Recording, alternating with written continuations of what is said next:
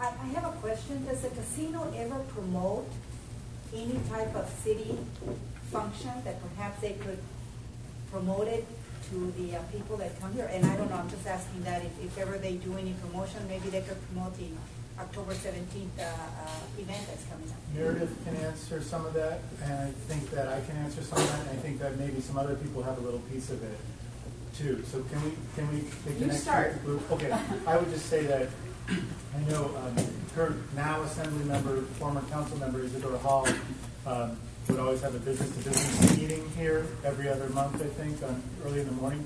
Quarterly. And I think quarterly. And then we provide breakfast and a free room.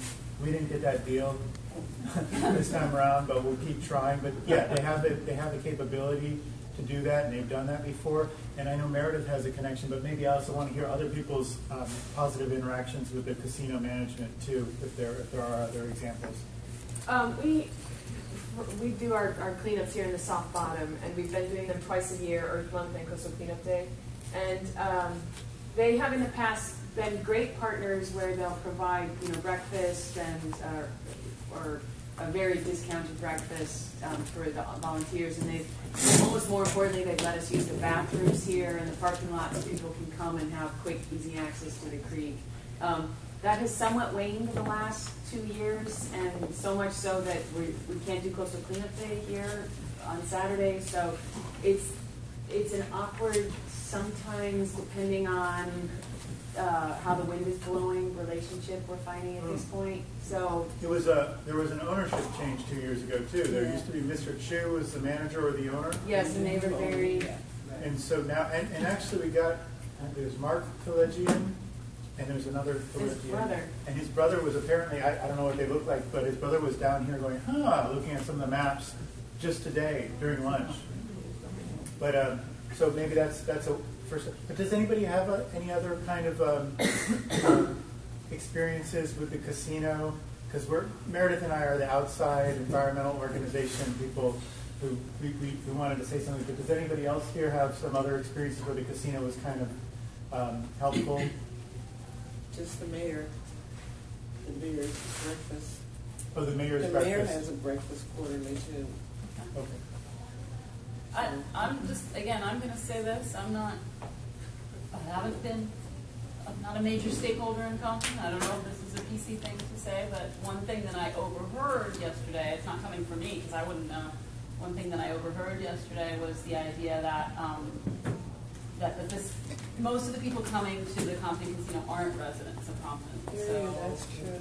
So doing out, I think what you were getting at is like, if they have a community billboard or something, it's most people are coming in, and that's what I've observed too. Most people are coming in on tour buses, and they're leaving on tour buses. So,